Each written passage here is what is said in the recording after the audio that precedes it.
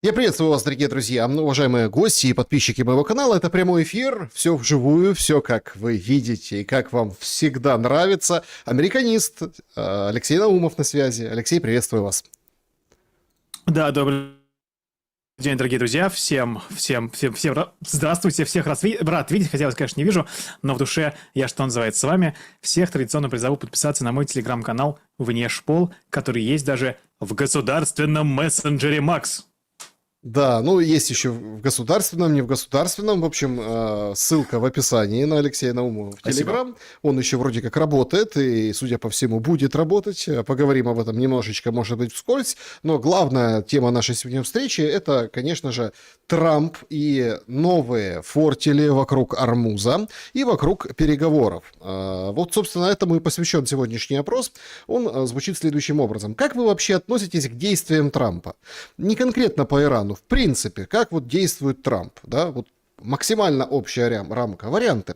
У него все продумано, значит, он сейчас закончит с Ираном каким-то образом, потому что без Ирана он не может перейти к главной своей стратегической, ну, вообще американской цели, это вот туда заходить в Индо-Тихоокеанский регион, не получится, нужно захватить, подчинить, покорить, поработить, в общем, много синонимов, в общем, решить вопрос с Ираном, а потом переключаться туда. То есть это общая стратегия, она не меняется, а все остальное маневры. Следующий вариант. Он не отдает себе отчет в том, что делает. То есть безумец. Кто-то говорит больной, кто-то говорит там еще что-то. В общем, короче, он не руководит, не управляет ситуацией, а подстраивается под нее и высасывает по максимуму. Третий вариант. Он просто кукла. А реальное руководство у кого-то другого. Ну, это у мирового правительства, у спонсоров, у каких-то таких, ну, чуть ли...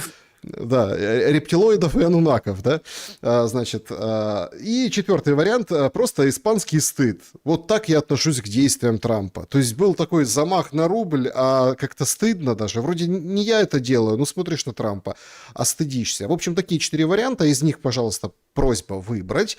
Давайте начнем как раз-таки с этого, Алексей, потому что многие Трампа не понимают, а есть какая-то загадочность в его решениях, и в чем ключик к ответу, к разгадке? Загадочная американская душа, конечно же. На самом деле, если посмотреть на стратегию Дональда Трампа, то она, в общем-то, не очень меняется со времен его первого срока. Дональд Трамп, еще будучи кандидатом в президенты и буквально в пику всему тогдашнему истеблишменту, который, как я напомню, проповедовал идею о том, что миром будут править Китай и Америка в союзе, который назывался Кимерика или Чимерика. Можно посмотреть в интернете, об этом много писали, я об этом говорил. Уверен, не только я один, но тем не менее.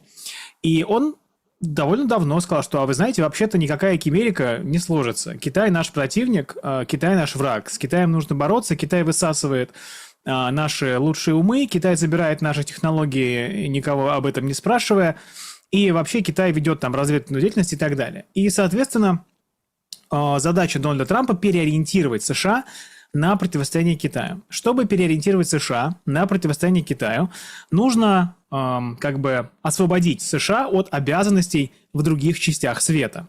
Но проблема в том, что одной ногой США при Байдене увязли в Европе, другой ногой они увязли на Ближнем Востоке, а между ног у них, как говорил в старом советском анекдоте, было, что называется, страшное настоящее.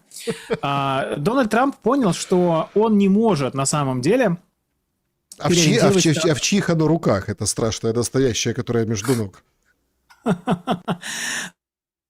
Ну, Трампу хочется верить, что в его собственных, так сказать, сжимая власть на своей мозолистой рукой, как пелось в песне про Красную Армию. Смотрите, чтобы это сделать, ему нужно было, во-первых, завершить украинский конфликт, да, как бы, я вот не говорю, да, обеспечить победу Украины или обеспечить победу России. Завершить украинский конфликт, просто вынуть ногу из этой трясины. И мы видим, что он принялся за решение этого вопроса. Вторая история, ему нужно завершить ситуацию на Ближнем Востоке. Завершить каким обеспечить доминирующее положение Израиля таким образом, чтобы никто Израилю не мог противодействовать и противостоять. То есть, чтобы Израиль был локальным региональным гегемоном и регионально доминировал над всеми остальными странами Ближнего Востока. И, соответственно, вот он, в впрягся в эту войну. Я все-таки считаю, что, конечно, во многом его сподвигло израильское руководство, господин Нетаньяху. Они убедили его, что эта война будет легкой, простой, Тегеран за 3 дня. Но мы видим, что этого не получилось. И Дональд Трамп ищет выход. И, то есть, видите, стратегически все вот как бы как он задумал. Да? То есть закончить и заняться Китаем. Но вот с вот этим закончить возникли проблемы локальные. Тут, значит, Украина сопротивляется духу Анкориджа, тут Иран не позволяет Израилю быть локальным гегемоном. И как бы гладко было на бумаге, но вот они застряли в этих обоих оврагах и пытаются из них выйти. Что касается российско-украинского конфликта, мы, наверное, об этом поговорим, но Трамп пытается выйти, надавив на Зеленского, чтобы он соглашался отдать Донбасс без боестолкновений. А по Ирану он понял, что как бы он нанес довольно большой урон, но дальше уже не тянет. И пытается выйти, но главное выйти победителем. А Иран вцепился в него и не дает ему выйти победителем. Он говорит: нет, скотина, давай-ка Ормузский пролив нам, давай-ка, значит, то. И здесь возникает интересная ситуация. Представьте себе такую гипотетическую ситуацию, что в человека вцепилась, значит, иранская собака, вцепилась ему в ногу, он пришел громить иранский дом, тут выбежал сторожевой пес, вцепился ему в ногу, и Трамп думает, что бы с этим сторожевым псом делать. Он ему, значит, кидает сосиску, потом полкило колбасы кидает, а потом еще, значит, стейк ему какой-то кидает, и эта собака никак не отцепляется. И вот он думает, что сейчас сделать. Перед ним развилка. Или вдарить по этой собаке так мощно, чтобы у нее все зубы выпали, и она его, наконец, отпустила. Или, соответственно, как-то, значит, еще ей накидать стейков, колбас и сосисок, чтобы она добровольно ушла и объявить себя при этом победителем. То есть вот сейчас мы буквально находимся в таком судьбоносном моменте, потому что переговоры в Исламабаде будут, не будут, непонятно, но я думаю, что есть большая вероятность того, что Трамп пойдет на жесткое обострение, попытается побомбить, например, электростанции, чтобы Иран, наконец, дал ему спокойно уйти с Ближнего Востока с поднятой головой. Вы все-таки рассматриваете этот вариант, вот как Нетаньяху сказал недавно, что ой, война еще не закончена, впереди еще такие большие события и тяжелое разрушение, то есть будет эскалация. Да, я вполне допускаю, что может быть. Но смотрите, цель эскалации не уничтожить Иран. Цель эскалации положить конец конфликту. Знакомая формулировка. Цель выйти из этого конфликта, но выйти победителем. И если Иран даст ему с высоко поднятой головой уйти, да, разожмет свои челюсти, вот этот, вцепившиеся в него, то Трамп уйдет спокойно. А если Иран не разожмет эти челюсти, есть вероятность, что Трамп, не обладая внутренними тормозами, решится на жесткую эскалацию, чтобы, грубо говоря, выбить зубы, как он считает, иранскому вот этому вот сторожевому псу.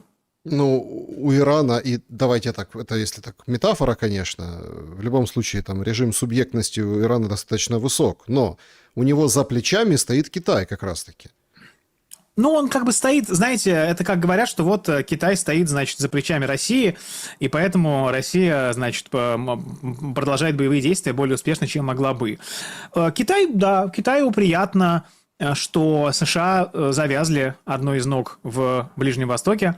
Китаю приятно, что падает репутация США как в Европе, так и на Ближнем Востоке, но мы видим, что активных действий Китай не предпринимает. Максимум вот он тогда сделал заявление, что не позволит досматривать китайские нефтяные танкеры, которые идут через Ормузский пролив. Но и все. Знаете, это парадоксальная ситуация. Американцы своим поведением, но Дональд Трамп своим поведением вроде все делает для того, чтобы Китай впихнуть в эти мировые лидеры. Чтобы Китай уже сказал: да сколько можно уже, хватит уже, сейчас мы будем, значит, доводить свои китайские порядки. Но Китай не очень пока к этому готов.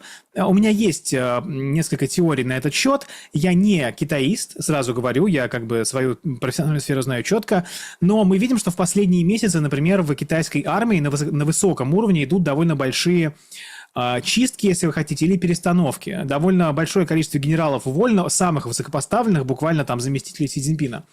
И я полагаю, что сейчас Китай чувствует, что у него пока не очень хватает сил для того, чтобы заявить о себе в полный голос. Он пока сосредотачивается и собирается. К тому же опыт военной кампании, во-первых, российско-украинской, во-вторых, американо-иранской, показывает, что, может быть, Китай не так уверен в своих собственных силах. То есть есть предположение, что Китай, если будет, значит, забирать Тайвань в родную гавань, то это будет большой десант и большое такое наступление флота.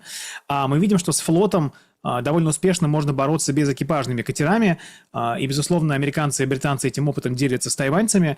И, в общем, Китай пока как бы сосредотачивается, но, как обычно в своей истории, смотрит за борьбой двух тигров или двух обезьян, да, надеясь, что труп врага мимо него проплывет.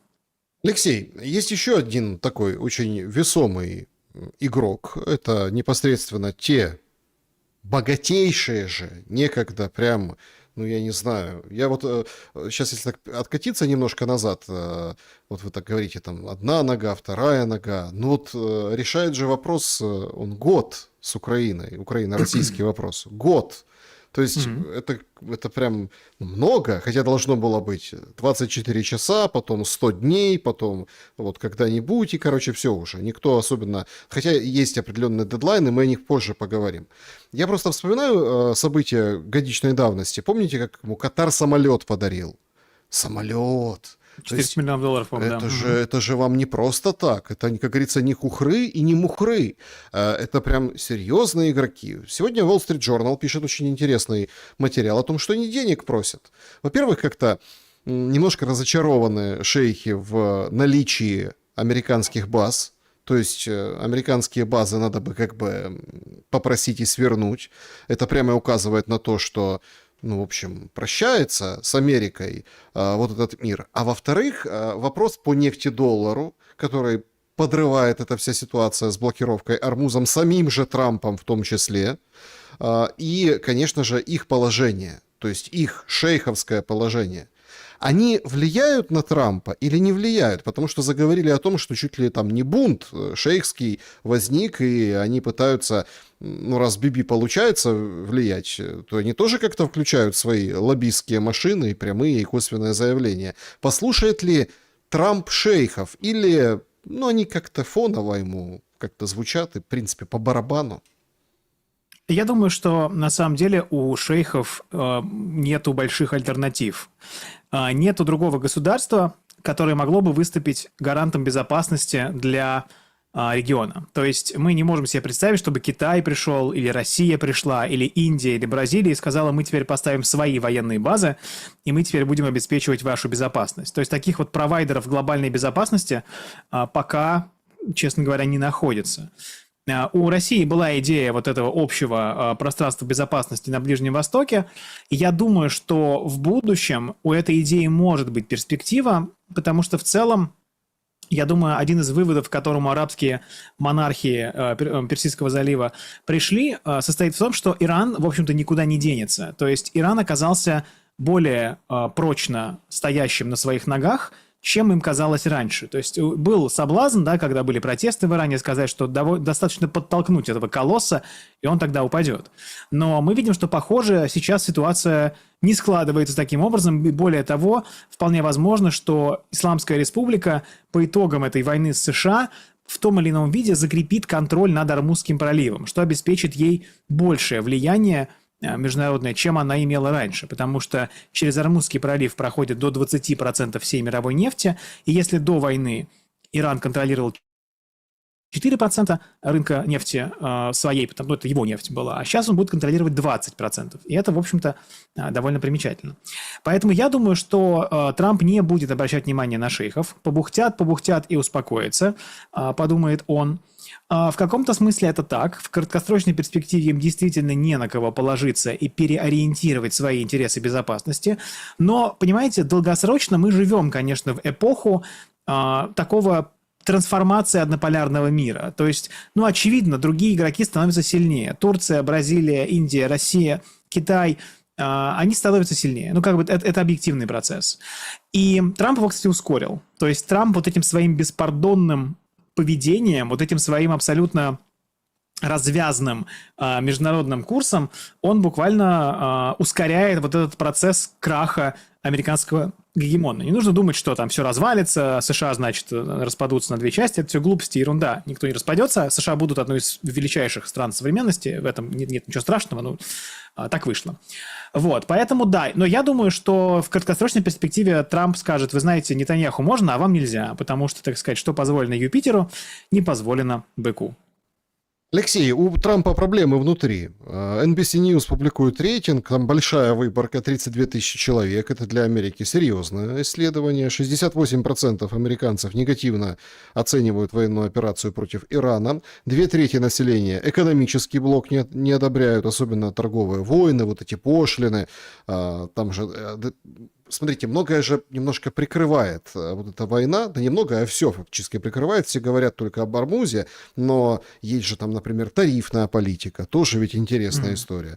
Так вот, большинство напрямую винят Трампа, что он виноват, что рост цен там от 50 до 100% с конца февраля, и вот последующий сезон инфляции, это его рук дело.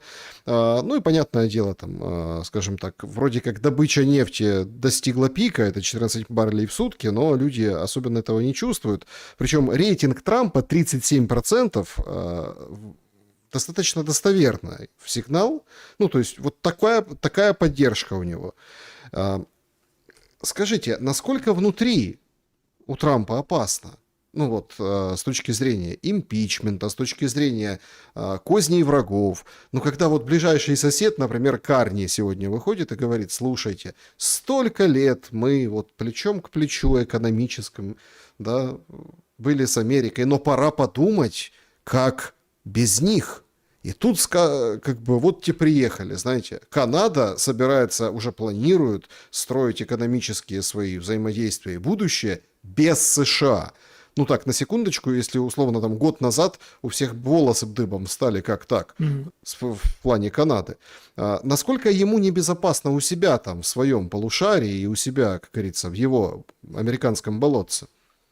Смотрите, я думаю, что стоит разделять два вопроса. Во-первых, да, вот я говорил про страны, которые набирают силу, да, Турцию, кстати, не упомянул. Турция тоже, очевидно, претендует на роль мощного регионального игрока с претензией даже на какие-то глобальные потуги. У них есть там план реформы Совета Безопасности ООН, в который, конечно же, должна войти Турция, с их точки зрения. Так вот, если мы смотрим на ситуацию с Дональдом Трампом, тут, наконец, я на своей любимой американистской, значит, кафедре, у него есть... Два момента. Первый – это момент, как сказать, внешнего конфликта. То есть у него есть внешние, вполне четко очерченные, очевидные враги. Это противники. Это Демократическая партия США и его оппоненты. Они действительно набирают силу, и они с момента его избрания, прихода к власти, недавно была очень хорошая статистика, они статистически значимо прибавили в процентах побед на своих выборах. То есть демократы в целом по стране становятся популярнее на всех уровнях. С уровня округов, уровень штатов. Вот. И если мы смотрим по вопросам на уровне федеральном, да, скоро промежуточные выборы и так далее.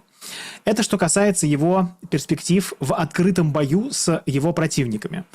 Я думаю, что он попытается достать несколько козырных карт к моменту выборов. Одна козырная карта – это победа над Ираном. Вторая козырная карта – это победа над Зеленским буквально. Ну, то есть урегулирование российско-украинского кризиса. И поэтому, например, западная пресса пишет, что действительно в Киеве есть опасения, что Дональд Трамп может попробовать продавить Зеленского на выполнение вот этой формулы анкориджа до промежуточных выборов. То есть, ну, буквально лето, да, должно стать решающим. Плюс мы видим, что и Джей Ди Венс говорит, и Дмитрий Песков говорит, что осталось там не так много квадратных километров этой спорной территории, которую Россия пока не удерживает под своим контролем. Второй вопрос Дональда Трампа – это его внутрипартийная популярность. Тут у него, то есть как бы есть внешний враг, а есть враг внутренний, да, типа перебежчики, предатели, значит, оппозиционеры внутри партии. Тут у него, в общем-то, все довольно спокойно. И Вызвано это в первую очередь не тем, что его все очень любят, и он стабильный гений, как он сам себя характеризовал, а тем, что борьба между политическими силами в США довольно жесткая. И республиканцы сейчас, которые отколются от Дональда Трампа, они не найдут симпатий среди демократов. Им скажут: мы вам говорили, что он, значит, рыжий черт, а вы ему верили, вы, значит, на него ставили, и буквально эти республиканцы останутся ни с чем. Ну, или приползут назад. Да, поэтому они как бы тонут вместе с «Титаником». Они, значит, как оркестр. Помните, вот в фильме, значит, оркестр играет, «Титаник» тонет. Оркестр играет, «Титаник» тонет, и оркестр надеется, что в последний момент «Титаник» все-таки как-то вырулит и не развалится на две части. Они надеются, что с Ираном ситуация будет урегулирована, что это приведет к падению цен на бензин и на нефть, ну, на нефть и на бензин, и как-то эта ситуация выправится. Плюс мы видим, что, например, свою жесткую антимигрантскую политику Дональд Трамп уже скорректировал. То есть нету вот этих рейдов людей в военной форме, но если смотреть на статистику, урон нанесен. Там больше половины американцев негативно оценивают его миграционную политику, и даже четверть его сторонников, людей, которые голосовали за него на выборах, смотрят и такие: ого, вот это, похоже, все-таки был перебор. Так что смотрите, его открытые противники действительно набирают силу, но он надеется их обойти. Но внутри партии, к вопросу импичмента и так далее, он пока довольно крепко себя, довольно хорошо себя чувствует. Насколько кейс, как модно сейчас выражаться, ну или вообще тема с украденными выборами 2020 года помогает Трампу? Паттель вышел, сказал: все, как бы все точно, в 2020 году выборы украли. Но с другой-то стороны, сейчас 26-й, на фоне вот этих бурных волн Ормузского залива, которые там цунами политическое несут с собой в отношении многих игроков, кажется, ну кто-то там что-то не так посчитал, не так голоса занес с этой почтой, ну кому какая разница? Ну повмешивались немножко, ну Украина чуть-чуть помогла в этом процессе, ну еще там демократы, ну деньги мыли, ну а что, ну кто деньги не моет? То есть абсолютно разный порядок смыслов и ценностей, релевантности, что ли, вот этих политических процессов. Или там что-то эдакое и такое, что действительно может спасти Трампа, и все так ахнут и нанесут, ну, это нанесет непоправимый ущерб как раз-таки соперникам, о которых вы говорите. Меня иногда обвиняют в какой-то излишней заумности, но фраза «разный порядок релевантности политических процессов» меня, правда, впечатлил. Я думаю, что Дональд Трамп на самом деле сможет вытащить какую-то победу из зубов этого поражения. Ему, смотрите, давайте как бы, ну, то есть про Иран тоже, сейчас про Иран и США. Вот что Ирану нужно? Ирану не нужно ядерное оружие как таковое. Ему нужна гарантия безопасности, чтобы если какая-нибудь, значит, американская или израильская военщина на него разинет рот, он сможет дать по зубам этой военщине. И мы видим, что ядерное оружие могло бы быть такой гарантией безопасности. Но есть одна проблема. Его нет. Этого ядерного оружия нет, процесс его получения тоже не очень пока ясен, но есть гораздо более осязаемая, гораздо более реальная гарантия безопасности – это контроль Ормузского пролива. Поэтому я думаю, что Трамп хочет лишить Иран обоих клыков, то есть и обогащенного урана, и контроля над Ормузским проливом. Иран хочет себе один из этих клыков оставить. В первую очередь, конечно, я думаю, этот клык – это будет контроль Ормузского пролива. И вот вокруг этого сейчас вся игра идет. То есть я думаю, что Иран на самом деле будет готов поступиться какой-то частью или всем своим обогащенным ураном, отдать его под контроль. Ну, США в крайнем случае, России, Китая, какой-то третьей страны, короче, которая, ну, не будет США. Вот. В обмен на де-факто согласие с тем, что Иран обладает контролем над Ормузским проливом. Он и так им обладает. Он реально завтра захочет, его закроет. И ничего с этим американцы и израильтяне сделать не смогут. Как мы видим, они не могут уже сделать с этим ничего. Сколько? До 2 месяца почти. Несмотря на то, что они говорят, что у Ирана ничего не осталось, Иран весь разбомблен и уничтожен, танкеры не идут через Ормузский пролив. Вообще танкеры и страховщики, и все эти перевозчики, люди очень нервные. И если есть хотя бы опасность поражения ракетой, туда никто не пойдет. Там все должно быть прям чисто, шито-крыто, Божья благодать, тогда они пойдут. Поэтому я думаю, что сейчас переговоры будут идти вокруг этого. И если Трамп сможет забрать уран, для него это будет победа. Он скажет, слушайте, все, как бы я сказал, я сделал. А то, что Ормузский пролив, да не переживайте, никогда он закрыт не будет. А он не будет закрыт, если не будет новой войны. То есть в целом здесь есть путь, который Трамп может нащупать. Вопрос, насколько Иран будет в этом плане содействовать его вот таким его такому прожектерству, вот, скажем так. Мгм. Хорошо, так смотрите, украденные выборы все-таки.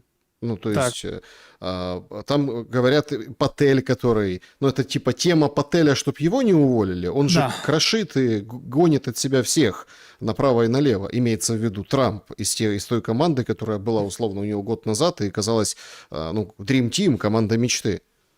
Ну, не всех он гонит тех, кто немножко опростоволосился, кто не оправдал высокого доверия, оказанного американскому президенту. Слушайте, вы знаете, я думаю, что тема вмешательства в выборы, она, в общем-то, по большому счету умерла. Вот вы знаете, есть лидеры, особенно такого нарциссического, авторитарного толка, как Дональд Трамп, и у них есть какие-то приколы свои. Вот типа, значит, Николай Чаушеску любил жену свою везде таскать, Елену. Он ее сделал там руководителем Академии наук, хотя у нее образования нормального не было. И все такие, да, Елена Чаушеску как бы очень крутая. Вот и все такие, да, выборы, значит, украли, кошмар, ужас. Все, дедушка успокоился, пошли дальше работать. Поэтому я думаю, что нет на самом деле большой перспективы у этой темы. Ее будут поддерживать на плаву, чтобы Дональду Трампу было приятно. И я читал, даже рассказывали, что при приеме на работу, даже на какие-то не очень высокие должности, есть небольшое собеседование, где ты должен, значит, как там символ веры сказать, что да, выборы украдены, Трамп величайший президент и так далее. Но всерьез, особенно после ухода Дональда Трампа, то есть даже если Трампа сменит Венс, то эту тему постараются загнать под ковер. Ну, потому что понятно, были там проблемы, но то, что, типа, были украдены выборы, это, как бы, давайте будем честны, все-таки, не так. Есть вопросы, но не такого кардинального характера. Вот по поводу гонимых. Так а зачем Такера обижать? Говорить, IQ у него не такое. Вот этих всех, там, Алекса Джонса, в общем... Старых большевиков, знаете, буквально. Да, то есть, правда. Вот зачем им плевать в спину? Они Смотрите, все очень громко, ярко, понимаете, эмоционально, и с их стороны, и со стороны Трампа. Знаете, это тоже классическая история, связанная с авторитарными лидерами. Вот, типа, что такое сталинизм? Сталинизм – это то, типа, что хочет Сталин. Что такое трампизм? Это не набор, как бы, не всесильное учение, значит, записанное в красной книжке. Сегодня трампизм – это одно, не начинаем новых войн. Завтра трампизм – это другое, потому что Трамп сказал, что Иран надо уничтожить. Значит, надо уничтожить. То есть, условно говоря, и Такер, и Ник Фуэнтес, и там другие деятели, у них есть какое-то видение, у них есть какая-то идея, у них есть какое-то представление о хорошем, о прекрасном. А Трамп говорит, нет, друзья, трампизм – это то, что я хочу. Если я вам завтра скажу, что надо поменять свою позицию на 180 градусов, вам надо ее поменять. Это типа шутка про 180 градусов. Вот. Значит, то сделайте, как я говорю. И все. И если вы не лояльны, вас выгоняют. Мало ли, какие у вас там заслуги. Вы там член, значит, РСДРП с 1903 года. Неважно. Вождь сказал так, значит, надо делать так.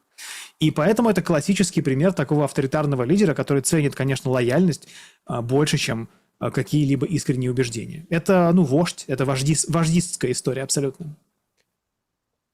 Если, извините, что я так уже третий или четвертый раз вот это, просто это правда очень интересно. Вот если, например, расценивать вот этот год и, например, его протрактовать с позиции Европы. Все ходили, в ноги кланялись, в глаза заглядывали, в рот смотрели, целовали во все места, говорили «папочка», «ты наш папочка», «Рютте», европейские лидеры.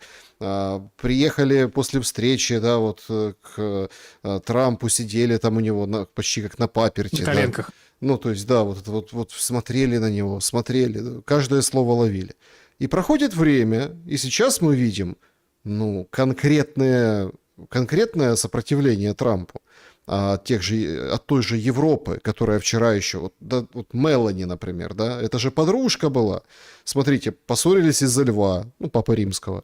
Мерц, который приезжал и так хорошо ему сиделось, сейчас говорит, значит так, будем мы вместо автомобилестроения оружейную запускать историю. То есть автомобили немецкие теперь будут немецкое оружие. Значит, давайте там Зеленскому чего-то, какие-то уступки, символические, не символические, ну, давайте какие-то деньги выделим, давайте вот... То есть берут вот эту тему войны и, в общем, пикируются с Дональдом Трампом. И фактически у нас вот эта антитрамповская коалиция, ну, она фактически сформирована. И вот к этому мы и пришли. Если он там со своими может их всех разогнать и быть вождем, и говорить, вы там дураки, то что он будет делать с вот этой коалицией европейских товарищей? Вы верно описали ситуацию. Конечно, европейцы, ну, типа Европейский Союз. Я, опять же, настаиваю, что, ну, мы тоже, типа, европейцы, русские, европейская нация, но мы же, типа, не они, не вот эта вот ецовская история. Так вот, они, конечно, Трампа не любят. Это глобалистская жаба, которая к Трампу относится очень плохо. И смотрели они в глаза ему не потому, что считали его вождем и учителем, как там, водителем, значит, вот этого рабочего класса их европейского, а потому что они его боялись. Они понимали, что они бессильны без его покровительства и его защиты. То есть, понимаете, это не то, как люди приходят к мудрецу. Это то, как люди приходят к дракону и молятся, чтобы он их не сожрал, буквально. Вот так они к нему приходили, и называли они его папочкой, хотя за глаза, я уверен, и в каких-то закрытых переписках и встречах называли его земляным червяком. Сейчас они увидели, что Акелло, конечно, промахнулся с Ираном. Как бы, ну, есть люди, которые там очень любят США и за них топят, но давайте будем честны, да, США не добились тех целей, которые они хотели. Очевидно, что та война, которую они начали против Ирана, пошла не тем образом, который они планировали. И поэтому Трамп как бы немножко хромает, споткнулся гегемон. И в этом плане, ну, они наконец получили приятный момент. Чертов дракон. Мы сразу говорили, что ты, значит, не дракон, а черти что. Мы тебя всегда не любили. Пока это делается не очень конфронтационно, не очень открыто. Они ему противостоят как бы со своей такой высокой моральной позиции. Это приятная для них ситуация, которая не несет для них больших негативных последствий. Он и так их не любит. И так относится к ним пренебрежительно. С другой стороны, переоценивать свои силы им тоже нельзя. Они, конечно, говорят, что к 2030 году они так перевооружатся, что Россия никогда, значит, на них косо не посмотрит, а сами они на Россию будут смотреть довольно косо. Я думаю, что здесь, конечно, преувеличена эта история. Европейская бюрократия, евросоюзовская работает довольно долго, тяжело и сложно, и не получится у них к 30 году представлять из себя мощный военный союз. Тем более, что для этого нет единства. Европейский союз не является собой единую страну, как США или Россия или Китай. Это набор довольно разрозненных людей. Вот Румина Радева избрали в Болгарии, вот теперь говорят, вот это такой, ну, я назвал его Орбан с Алиэкспресса тогда, но, в общем, это как бы, ну, действительно человек, который не будет проводить вот эту проесовскую политику. И они вот будут, вот у них, знаете, это как, вот, хорошая идея, хорошая аналогия. Представьте себе, значит, вот ходят великаны, да, как бы тут США, Россия, Китай, и есть какой-то великан странный, и вы видите, что там просто гномы друг на друга стоят и одним большим плащом накрыты. И вот этот великан его так вот как бы шатает. Это Европейский Союз. И, безусловно, они зависят от американских технологий, от американских разведывательных систем, от американской разведки. И они бахвалятся, им приятно видеть, как Акелло промахнулся, но без Акеллы пока у них, конечно, нет сил в мире себя вести независимо. Эти силы могут появиться, но не в краткосрочной и даже не в среднесрочной перспективе. Угу. Вот смотрите, переговоры по Ирану, которых нет. Сейчас вообще непонятно, что с ними. Может, там, слежу за новостями. Наверное, сегодня что-то появится. Там немножко часовые пояса разверзнутся, и проснется Трамп, что-то напишет, заявит. Может быть, ну, Иран четко ведет эту линию. То есть непонятно, будут или не будут. Но вроде как там есть инсайт, что позвонил там представитель Пакистана Трампу, дал ему совет по поводу блокировки Ормуза, чтобы разблокировать переговоры. Короче, есть такая тоненькая скрипочка где-то вдалеке, слышна, что все-таки сядут они в Пакистане и будут договариваться. Без переговоров не получится. Все уже это прекрасно понимают. Но что Иран, США, да, что Украина, Россия, тоже с США, вообще как-то не выстреливают вот эти переговорные дипломатические победы. То есть мы теперь можем войну сравнивать, да, и это активно сейчас делают очень многие. Там, например, убили руководство, не убили руководство, бомбежки тяжелые, не тяжелые, что бомбят, как идет война. Ну, понятно, российско-украинская это сухопутная, понятно, составляющая, но тем не менее, да, воздушные компоненты войны, блокада, не блокада. Зеленский, он рассказывает, вот мы разблокировали Черное море, мы можем разблокировать Ормуз. Вот. То есть, ну, вот постоянно параллели проводятся. А если провести параллели по переговорным трекам, в чем сходство, в чем различие, и как вы видите эту ситуацию? Потому что, ну, это фиаско с точки зрения дипломатии. Как можно сесть, договориться, а потом вот эти танцы с Ормузским проливом, которые устроили на прошлые выходные, танцевать. Ну, и точно так же по Украине, да, сели, договорились, ну, и ни о чем, ни к чему, собственно, и не пришли. Это интересный вопрос. Я полагаю, что, смотрите, очевидно, за Украиной стоит огромный военно-политический блок, в первую очередь из стран Западной и Восточной Европы, да, из Центральной Европы, Европейский Союз, условно говоря, при значительной поддержке американцев. То есть поставка разведданных и поставка старлинков и продажи вооружений, понятно, куда идущих, это, конечно, тоже участие в конфликте. То есть есть же, да, например, там типа Гаагская конвенция 1907 года, что ли, что если вы размещаете военное производство у себя на территории, вы не считаетесь нейтральной страной. И в этом плане там Европейский Союз, мы видели, как российская Минобороны выкатила этот большой список предприятий. Эти страны не могут считать себя нейтральными. И, безусловно, я не говорю о последствиях, понятно, международное право находится как бы не в лучшем виде. Тем не менее, за Украиной стоит большое количество других государств, которые поддерживают ее прям нормально. Деньгами очень мощно, оружием тоже очень мощно. И в этом плане, безусловно, это прокси-война против России. За Ираном, как бы понятно, есть добрая воля России, добрая воля Китая, понятно, что есть там стратегическое партнерство, взаимоотношения, но в глобальном смысле Иран воюет один. Вот впрямую он воюет один с США. А другое отличие состоит в том, что мы видим, что Россия считает для себя конфликт экзистенциальным, то есть Россия не готова идти на уступки по ключевым для себя вопросам. И она готова тратить капитал там, человеческий, капитал финансовый, капитал военный для достижения своих целей. То есть Россия отступать не намерена и считает для себя это невозможным. То есть экзистенциальный конфликт означает конфликт между жизнью и смертью. Проигрыш не является опцией.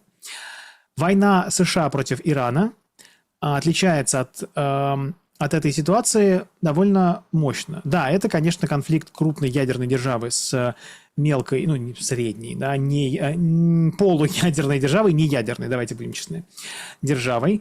Плюс для США это колониальная война. Это война вдалеке от их берегов. Это война, которая не несет никакого смысла для безопасности Соединенных Штатов. Это война, которую, грубо говоря, патрон, да, сеньор, ведет ради одного из своих вассалов. То есть, грубо говоря, у Израиля есть проблемы, тут подтянулся, значит, какой-нибудь там вот американский король и пытается войну одного барона, значит, помочь одному барону в войне против другого барона.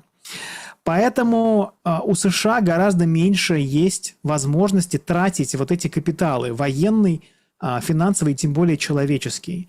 То есть, если в России есть понимание, что жертвы неизбежны в этом конфликте, то в США никто этого не поймет. Типа, ребят, какой-то Иран за 3-9 земель находится, что вам вообще нужно? И, безусловно, Трамп не может позволить себе каких-то человеческих, людских потерь в этом вопросе. Плюс, да, то есть это не угроза. Иран не является экзистенциальной угрозой для США.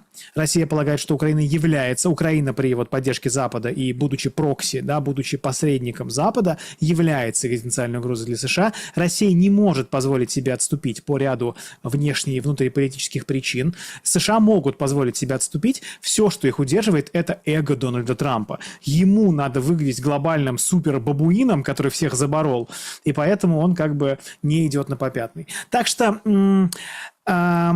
Плюс, как бы, ну, блин, мы с Украиной граничим, а США с Ираном не граничат, и, ну, здесь большая вот, и большой есть стимул как бы провести параллели, но на самом деле их не очень много между этими конфликтами. Если Почему вот не разбираться. договариваются? Ведь общее то, что не получается договориться, понимаете? Потому что нет, это, кстати, общее. Вот это общее для всех. Когда есть договор, когда одна из сторон полагает, что продолжение военных действий будет ей вредно. США полагают, что продолжение военных действий будет им полезно. Они смогут заставить Иран отступить. Иран полагает, что продолжение военных действий будет полезно. Они могут заставить США заплатить более высокую цену. Тут все понятно. Обе стороны считают более правильным продолжать. Российско-украинский конфликт тоже. Россия полагает, что не так много осталось. Дмитрий Песков не даст соврать. Украина полагает, что продолжение ухудшает ситуацию в России. Украина надеется, что Россия там не сможет, не выдержит и так далее. И обе стороны также считают, что продолжение более предпочтительно, нежели завершение с уступками. То есть никто не хочет уступать и считает возможным для себя этого не делать. Прокомментируйте, пожалуйста, еще одну, такую точечную, очень интересную историю, которую я требую сравнить в отношении Ирана и Пакистана. Тут Трамп проснулся. В интервью Нью-Йорк Пост он подчеркнул, что переговоры должны быть. Вэнс опять мчится в Исламабад. Американская делегация в пути. Значит, мирные переговоры. В общем, несколько часов приземляться. В общем, все по новой. Этот Исламабад-2, в общем, у нас сейчас в повестке дня. Трамп заявляет, что готов встретиться с руководством Ирана, если удастся достичь прорыва. Я не против встретиться с ними, если они хотят встретиться, у нас есть способные люди, но и я не против с ними встречаться. Это цитата заявления Трампа. Вот мы берем фактор личной встречи. Значит, если будет прорыв, мы давайте встретимся. Это заявление Трампа, самое свежее вот сейчас, которое прозвучало. Не такое свежее, но тоже свежее, потому что там... Ну, в общем, украинская сторона запросила переговоры Зеленского и Путина в Турции, о чем сообщила туркам. Турки, ну, там пятница была, вот вчера, сегодня вот они сообщают о том, что да, значит, все готово, Украина готова встречаться, Турция готова, чтобы Эрдоган поучаствовал, конечно, не вопрос. Встреча двухсторонняя Путина-Зеленского с возможным участием Эрдогана и того же Трампа. Но тут же возникает главный вопрос. О чем это встречаться? Что это за запрос такой? И как вот этот фактор личной встречи, да, влияет на ирано-американскую войну и российско-украинскую? Вот Зеленский же кричит напропалую, что говорит, твердит. Вот сложные вопросы должны решать лидеры. И вот я готов встретиться с Путиным и все решить. Ну, правда, не в Беларуси и не в Москве, но в принципе готов. Какую смысловую нагрузку несет личная встреча в одной и во второй войне? Дональд Трамп, давайте начнем с Ближнего Востока. Дональд Трамп полагает, что встреча с ним – это большая привилегия. Это актив. Во все времена американские президенты, как самопровозглашенные лидеры свободного мира, считали личную встречу большим одолжением. И Трамп хочет... Что по итогу хочет Трамп? Он хочет большую красивую сделку. Когда он скажет: «Я, великий Дональд Трамп, всех победил». И поэтому он предлагает Ирану раз за разом какие-то, знаете, в американском, в английском языке, в американской реальности есть такое слово off-ramp. Это вот, вы знаете, вы едете по хайвею какому-нибудь, и вы на грузовике, и вы набрали такую скорость, что вы не можете остановиться. И специально вот, значит, вдоль дорог иногда ставят такие off-ramp. Это такое место, куда ты можешь съехать, оно немножко идет вверх, и ты со временем замедлишься. То есть, как бы, это позволяет тебе не разбиться. Это позволяет тебе в случае необходимости остановиться, у тебя отказали тормоза, и ты вот съезжаешь на этот off-ramp и прекрасно, спокойно останавливаешься. И Трамп говорит Ирану: давайте мы не будем разбиваться, давайте я не буду бомбить ваши электростанции, не буду бомбить ваши мосты, и мы все вместе прекрасно съедем по этому офф-рэмпу и остановимся. Прошу простить, может быть, есть какой-то русский термин у этого, я, к сожалению, его не знаю. Это, может быть, мне минус в карму. Вот. И, соответственно, Иран раз за разом не дает ему это сделать. Иран хочет, чтобы США заплатили большую цену за вторжение, чтобы они в следующий раз подумали очень хорошо и не вторгались. Поэтому вот Трамп раз за разом протягивает им эту оливковую ветвь, которая сопряжена с унижением, да, то есть он предлагает постоянно мирные сделки, но эти мирные сделки ведут к тому, что Иран должен как бы от всего отказаться. Иран говорит, нам не надо. Что касается российско-украинского конфликта, то для Зеленского, конечно, личная встреча с Путиным – это легитимация его статуса. То есть Россия же говорит довольно давно, что это прокси-война Запада против России. Это прокси-война Запада, и Запад как бы вот эту дубинку, значит, обмотал колючей проволокой и бьет ей по России. Соответственно, обсуждать это надо не с Зеленским, это надо обсуждать с тем, кто держит дубинку в руках. Зеленский есть лишь дубинка в руках мирового капитала, прости господи. Империализма, да. Империализма, да. Вот. Зеленский, если он получит встречу с Путиным, он, во-первых, ну, для него как бы там нет минусов. Он с гордо поднятой головой встретится с Путиным, который как бы, кто ни относился, является одним из там сейчас самых сильных мировых лидеров. Ну, как бы тут, сори, нравится, не нравится, терпимая красавица, как говорил какой-то очень известный политик. Вот, соответственно, он выйдет с высоко поднятой головой и скажет: нет, Владимир Владимирович, я отказываюсь от всех ваших требований, вы мне не нравитесь, вы там, значит, ужасный. Это зачем это России? Зачем это Владимиру Путину? Зачем ему эта встреча? Я думаю, что встреча будет нужна только для того, чтобы, если Зеленский согласится передать Донбасс под контроль России, вот эта встреча будет проведена. Если он придет и скажет: я соглашаюсь на ваши условия, тогда эта встреча будет. А если его задача просто бахвалиться перед российским президентом, то этой встречи не будет. Короче, для Трампа это инструмент, это дипломатический пряник, а для Зеленского это средство легитимации себя, поднятия себя на уровень российского президента. Вот и все. То есть разные вещи все-таки. Беларусь неожиданным образом, ну, это давно раскачивается ситуация, но после такого, я хочу, кстати, чтобы вы прокомментировали интервью Лукашенко западному импортному журналисту, значит, где он прям говорит: я не ваш сукин сын, я вот это вот натыкал полную панамку Западу и по поводу Ирана, и не Ирана, и, в общем, фигурирует очень интересная сейчас ситуация. Ну вот момент такой очень интересный. Значит, Зеленский говорит, что Россия будет нападать с территории Беларуси, и Беларусь включится на каком-то там новом этапе. Они там дороги строят, ПВО стягивают, взаимодействие там, войск российско-белорусских. Короче, началось. Вот сейчас все начинается. Лукашенко говорит, что готовятся напасть на Беларусь, но в том числе и с Украины напасть на Беларусь.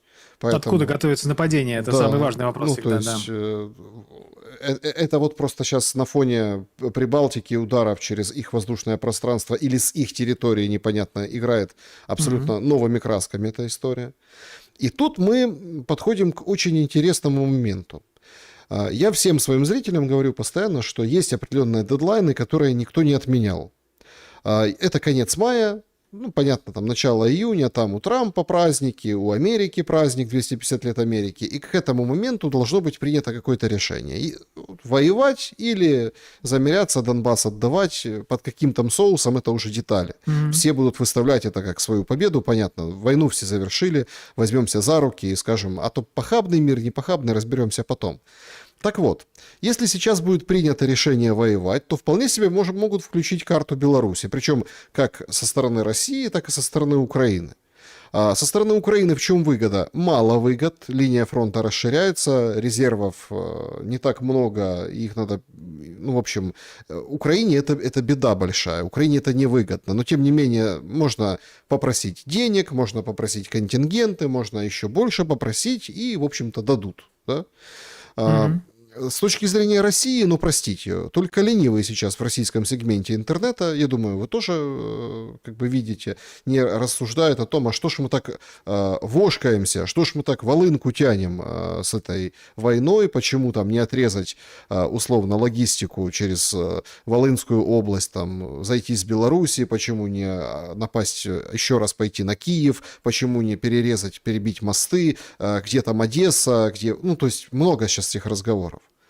Как вы думаете, есть вот эта логика условного там пропуска дедлайна и перехода к таким абсолютно новым фронтам, которые мы сейчас традиционно не видим, да, на карте противостояния? Ну, смотрите, безусловно, есть несколько фронтов, где может начаться большое обострение между Западом и Россией. Беларусь является одним из таких фронтов. Есть еще Молдова, есть страны Балтии, есть Арктика, есть, наверное, уже в меньшей степени Южный Кавказ. Но, тем не менее, я, однако, полагаю, что это все-таки вряд ли произойдет в данный момент. Дело в том, что, как сказать, сейчас, в общем, нет заинтересованности в эскалации конфликта. То есть Россия, например, не меняла целей, которые она заявляла, как мы понимаем, из открытых источников в Анкоридже. Россия считает необходимым освободить оставшуюся часть Донбасса, взять под контроль те территории, которые она пока не контролирует. Украина считает как бы необходимым продолжение сопротивления. С другой стороны, Украина, конечно, была бы заинтересована. Вот вы говорите, да, какой интерес Украины. Я думаю, что главная мечта Зеленского, с которой он как бы с именем этим ложится и с именем этим встает, это война России и Запада. То есть Зеленский так хотел бы, чтобы Россия напала на страны Балтии. Он так хотел бы, чтобы Россия начала вести войну на два фронта. Так хотел бы, чтобы Запад наконец послал своих солдат против России. России это не нужно. России это было бы стратегически неправильным решением. Война на два фронта никому никогда не была нужна. К тому же понятно, что претензий к странам Запада территориальных у России нет и не было. Поэтому я думаю, что по мере приближения к завершению конфликта, то есть к переходу под контроль России и оставшихся частей Донбасса, мы можем увидеть какие-то провокации. Да? Вот как была история с беспилотниками из стран Балтии. Я вполне допускаю, что это могла быть история для того, чтобы втянуть Россию в конфликт с этими странами. Понимаете, да, может быть, они не давали эти разрешения, не давали, а может быть, Зеленский никого не спрашивал и дал команду запустить эти беспилотники, потому что от него-то не убудет. Латвия и Эстония не будут его ругать, а тут, того глядишь, может быть, Россия нанесет по ним ответный удар. Как ему хорошо было бы.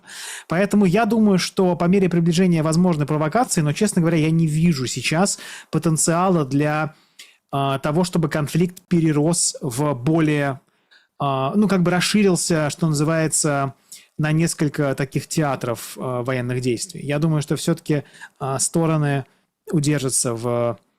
Понимаете, нам все равно и Россия с Украиной, и России с Европейским Союзом вместе существовать рядом на одном континенте. И я думаю, что это понимание тоже в каком-то смысле может удерживать от необдуманных действий.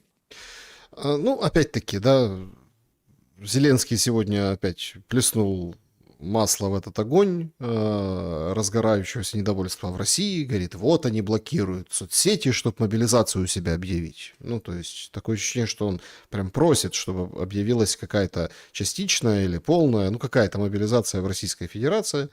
Причем там были же ответы, что нет, этого не требует ситуация, но тем не менее, там, да, вот на фоне вот разгорающихся этих, скажем так, обращений Бони, ответов там со стороны Соловьева Бони в суд, претензий, вот этого всего, то есть... Смотрите, картинка, медиа складывают этот пазл так, что что-то вот шатается, рейтинг у Путина падает, там еще что-то. И Зеленский как бы пытается на этом поле играть, понятно почему. Но опять-таки, как можно различить деланность конфликта с действительно тем, что началось запрос на прекращение войны, запрос на новую политику, я имею в виду прежде всего российскую сторону? Смотрите, можете повторить вопрос, потому что я как-то не очень его... Смотрите, как нам Да. понять, действительно шатает внутри Россию, М. или нам просто делают картинно-экранно вид и показывают некое шоу о том, что шатун напал на российский режим, и видите, Путин уже не тот, рейтинг у него какой, 67% в ЦИОМ опубликовал. Ну да, дай бог каждому такой рейтинг-то. Действительно, мы видим, что, видим заявление, например, господина Решетникова о том, что ситуация в экономике не такая безоблачная, как раньше. Но, понимаете, безусловно, такого рода заявления и объективную статистику используют для проведения информационных кампаний. Очевидно, что Россия и Украина находятся в противоборствующем состоянии, и понятно, что обе страны занимаются продвижением тех нарративов, прости господи, которые выгодны этим странам. Я думаю, что вопрос, который нужно задавать, если мы смотрим на конфликт со стороны, да, насколько эта ситуация вредит возможности России продолжать боевые действия. И тут мы увидим, что ответ безумно прост, и ответ единственный, как Высоцкий, значит, тоже пел, не мешает. Россия обладает политической управляемостью, Россия обладает возможностями военно-промышленного комплекса, Россия обладает экономическими запасами для продолжения ведения боевых действий до достижения своих целей. И всякого рода сложности, как бы в условиях экзистенциального конфликта, то есть этот конфликт воспринимается экзистенциальным, следовательно, для его достижения, для достижения целей в рамках этого конфликта будут задействованы все возможные средства. То есть как бы выступление Виктории Бони не приведет к тому, что фронт рухнет, солдаты побегут и так далее. Это как бы два совершенно разных процесса. Очевидно, мы видим, есть какие-то там сложности, какие-то недовольства. Но если мы говорим про внешнюю функцию боеспособности и боеготовности России, на нее они не влияют. И вот это как бы важно понимать. То есть, понимаете, для боевых действий важна боеготовность, а не вот... Тут мы видим, что есть и политическая управляемость, и набор, соответственно, военнослужащих, и производство вооружений. И мы видим, что украинская страна жалуется на комбинированные мощные обстрелы. Сколько там? 700 ракет, 700 дронов, 120 ракет, уж не помню. Ну, короче, то есть нет снижения эффективности российской страны в продолжении боевых действий. Это как бы тот вывод, который мы делаем. Поэтому нарративы эти разгонять, кому-то, может быть, нравится, но смысла, мне кажется, большого в этом нет. Да, друзья, давайте подведем итоги нашего сегодняшнего опроса, а потом перейдем к вопросам в режиме Блиц Алексею. Я прежде скажу, что подписывайтесь на Алексея Наумова. Алексей Наумов «Внешпол», так называется канал. Спасибо, да, внешняя политика. Поэтому милости просим. Пожалуйста, поставьте лайк этому видео, где смотрите этот эфир. И, конечно же, подпишитесь на YouTube-каналы. Заглянул, увидел... в статистику. Половина не подписана. Понятно, что почему. Понятно, возможно, есть конкретно объективное, но многие это просто не подписываются. Возьмите просто и подпишитесь. Такая вот просьба, по крайней мере. Значит, как вы относитесь к действиям Трампа? Итоги. 18% все продумано у Трампа. Иран, потом следующий Китай. Все нормально. То есть он в дедлайне. Это многоходовочка. Он стратег. 18%. 25% считают, что он не отдает себе отчет, что делает. Ну, то есть, без царя в голове. 26% вызывают действия Трампа испанский стыд. Ну, как бы, вроде ты ни в чем не виноват, но тебе самому стыдно, когда смотришь на то, что он делает. И 31% считают, что он кукла. Рулят на самом деле другие. Ох, как неожиданно. Другие рулят, Алексей. Ну, вот эти самые... Тут понятно. Народ-богоносец не обманешь, конечно. Ой, другие. Да, слушайте, знаете, как раз-таки проблема в том, что если бы другие рулили, то, может быть, не так было и плохо. Мы, как сказать, бесконечно ругаем Deep State и делаем это справедливо, хорошо и правильно, да, но кто же написал 6 миллионов доносов? Нет, вопрос в том, что Deep State – это государственный аппарат. Это набор профессионалов, которые знают, как работает вверенный им участок работы. Условно говоря, сидит в Госдепе какой-нибудь востоковед, и он этот Восток ведает уже там 40 лет, и он очень хорошо его знает. Потом приходит Трамп, выгоняет этого востоковеда, говорит, ты Deep State, Вот сейчас будет Кушнер все, значит, с Уиткофом решать. Ну, как бы, проблема, возможно, что востоковед-то поумнее, он как бы знает, дядя пожил. И поэтому, если бы решали другие, возможно, не так все было бы плохо. Наоборот, как бы Трамп делает, что хочет, всех повыгонял. Там была недавно интересная статистика, что среди его назначенцев в Госдеп одни политические назначенцы. Одни Уиткофы, одни Кушнеры, а профессионалов всех повывели, повыгоняли. Ну, вот как бы, какой госаппарат, такая и госполитика у Дональда Фредовича Трампа. Так, значит, вопросы. Режим Блиц. Начнем с клуба зрителей, потом сообщества и чат-трансляции онлайн. Анна задает вам. Ну, тут такое, с Блицем не знаю, получится или нет. Вчера по CNN увидела ролик о том, как Мамдани с Обамой читают книжечки вслух детям в детсаду. Испытала чувство глубокого отвращения от этого елейного лицемерия. Однако посещение детей — это уже начало избирательной кампании в Конгресс за дело на 28-й год. Вопрос. Неужели избиратели в США могут воспринять подобные визиты всерьез?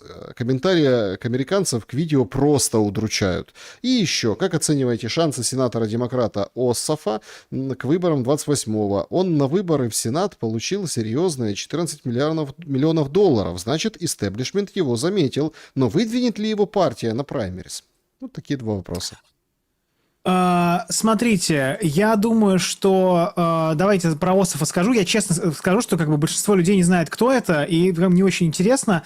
Он на самом деле хорош в плане... он же типа самый молодой сенатор, он хорош в критике Трампа, и я думаю, что у него есть шансы. Я думаю, что как бы давайте мы на этом остановимся. Мне кажется, что он тот, за кем стоит следить. У демократов не так много молодых лидеров, и поэтому вот Ософ — это тот, так сказать, товарищ, за которым мы наблюдаем.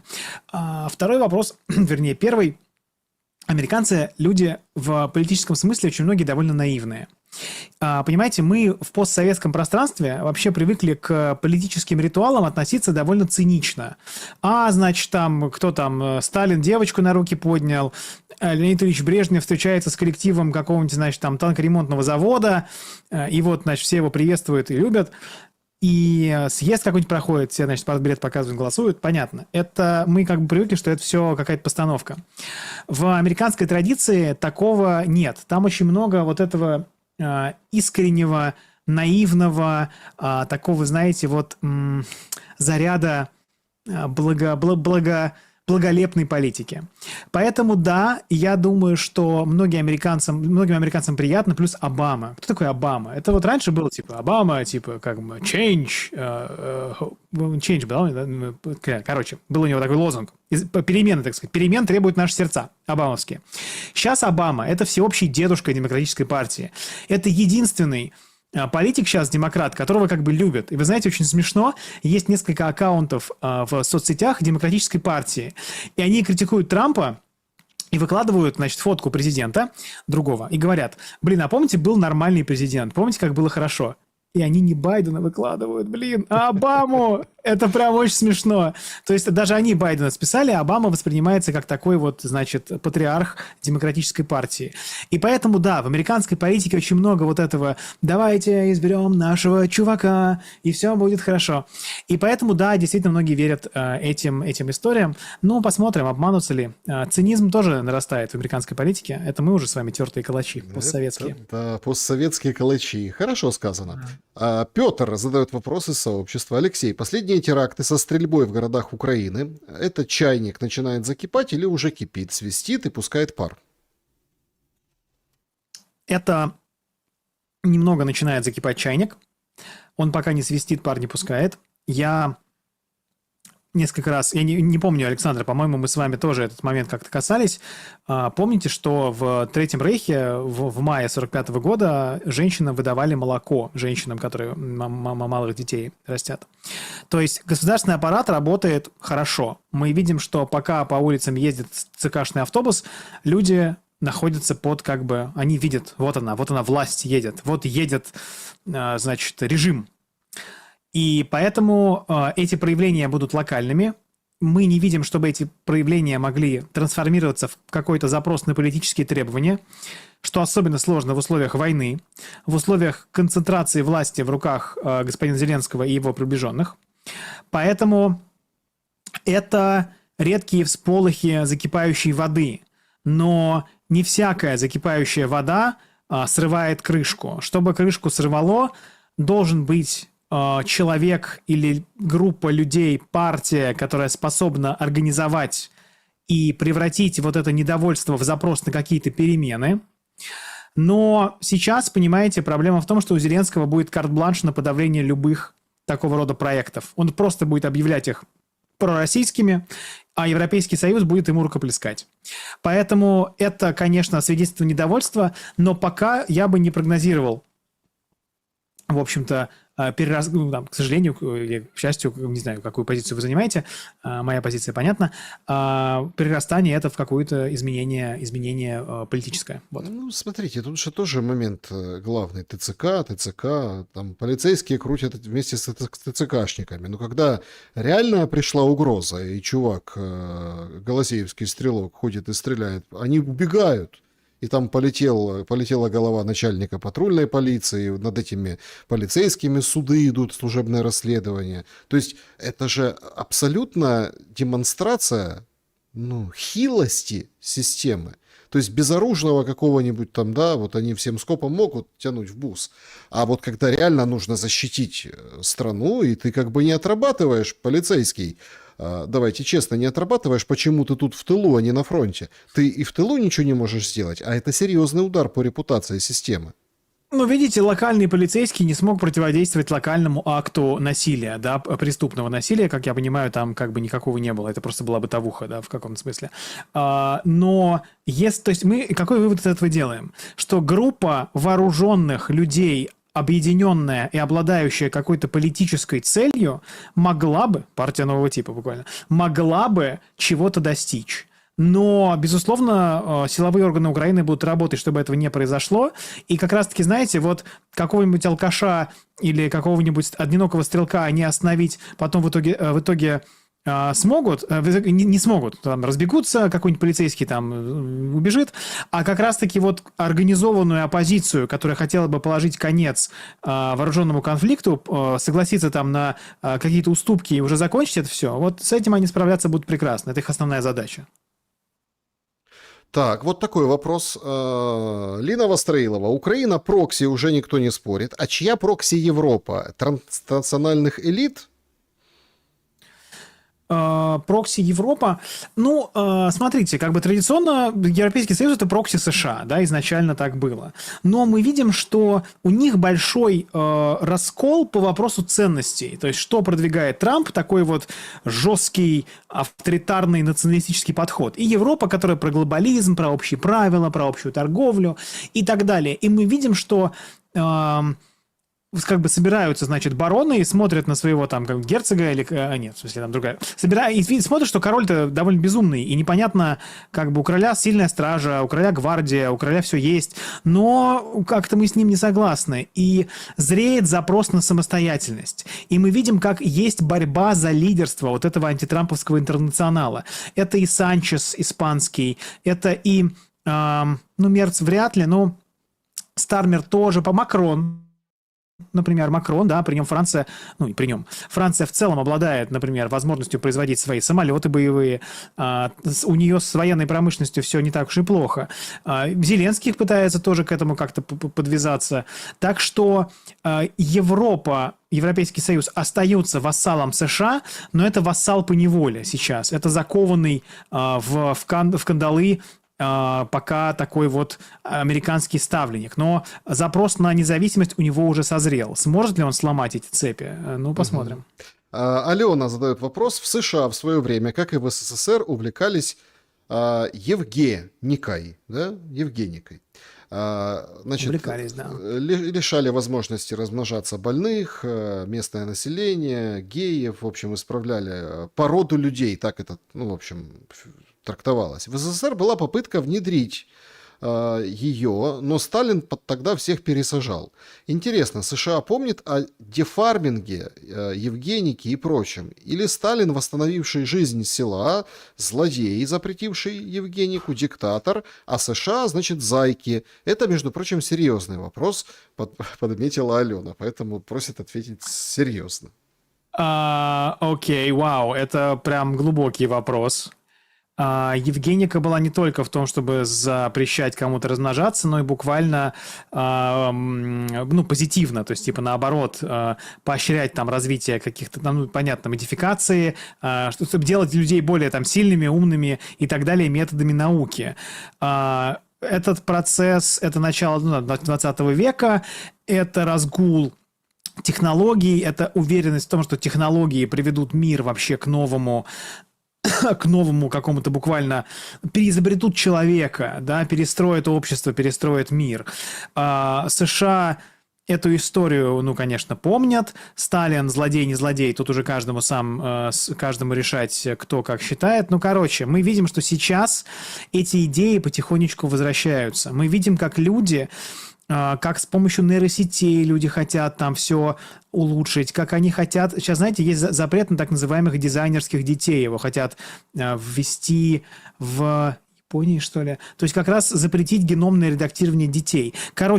Чем дальше мы идем по линии прогресса, чем дальше мы идем по линии науки, тем мы, во-первых, очевидно, дальше от Бога, да, и тем мы все больше у нас желание подчинить мир науке, забыть о том, что мы люди, у нас есть эмоции, у нас есть добро, у нас есть зло, с которым нам надо бороться, и все подчинить вот этой математической роботизированной системе. И я думаю, что на наш век этих запретов хватит, но будущее, конечно, довольно антиутопично. Мы увидим и дизайнерских детей, и Евгенику, и имплантированные какие-нибудь руки, ноги, головы, сердца, и это будет ужасный раскол.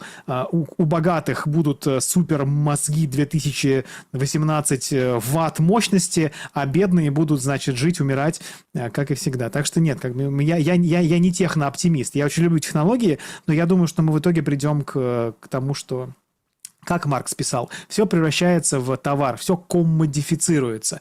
И, естественно, человеческая вот эта вот андроидность в итоге будет тоже превращена в товар. Так что мы с вами все еще увидим Киберпанк 2078. Значит, добрый день. На примере Белоруссии мы увидели, что Трамп может освобождать политзаключенных. Когда Трамп возьмется за украинских узников? Или он о них не знает?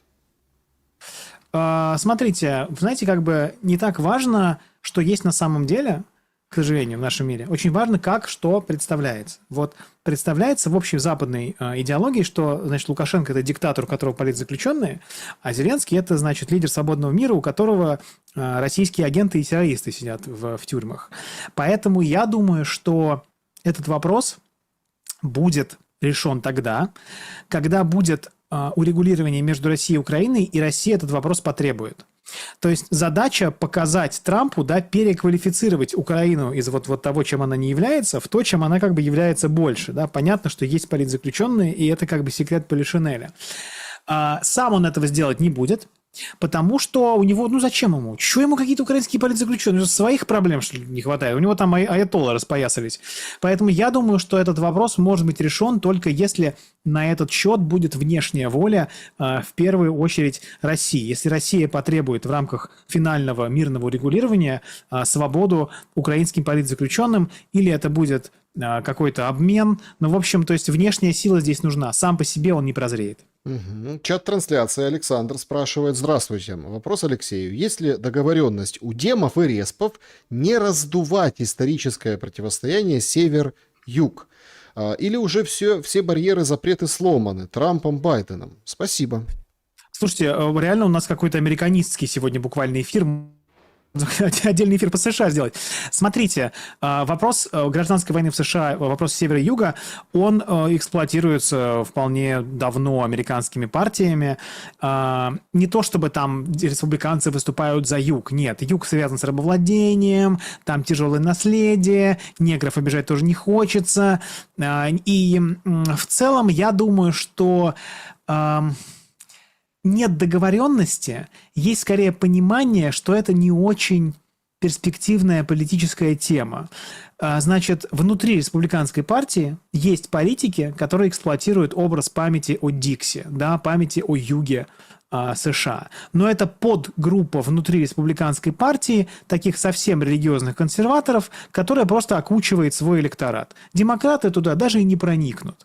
Так что это все-таки немного пока отправлено на полочку истории, не на свалку, а на полочку истории, и не является важным политическим сегодня сюжетом. Мгм. Да, друзья, всем большое спасибо за то, что сегодня побывали на нашем эфире. Спасибо за ваши вопросы. Нет, ну понятно, здесь там есть там по поводу техно всего там Наумов, ты себе хоть веришь, что ты говоришь, там реакция у вас бурная. Спасибо большое. Нет, не верю, конечно, а что мне еще делать-то? Ну, то Просто есть, говорю что-то, знаете, просто чтобы что-то сказать, конечно, как же еще? то есть тут такие моменты, да, тут, конечно, тут и критика, и поддержка, но, друзья, я хочу в конце призвать всех использовать очень классный инструмент современности. Это хороший, добрый комментарий. Эти хорошие, добрые комментарии ждут конечно, аудитория, которая уже подпишется, и вы, чтобы пришли у Алексея в телеграм-канале, Внешпол Алексей Наумов. Эту хорошие, добрые комментарии ждет и этот эфир, где вы сейчас смотрите наш живую трансляцию. Ну и тогда всем сразу и от улыбки как бы станет всем светлее, понимаете? Алексей, спасибо большое за время и мысли. Спасибо вам большое, спасибо за тоже, значит, доброе внимание ко мне и к телеграм-каналу. До встречи, увидимся. Всем хорошего дня и, так сказать, побольше улыбок. Да, друзья, берегите себя, добра и света, несмотря ни на что происходит.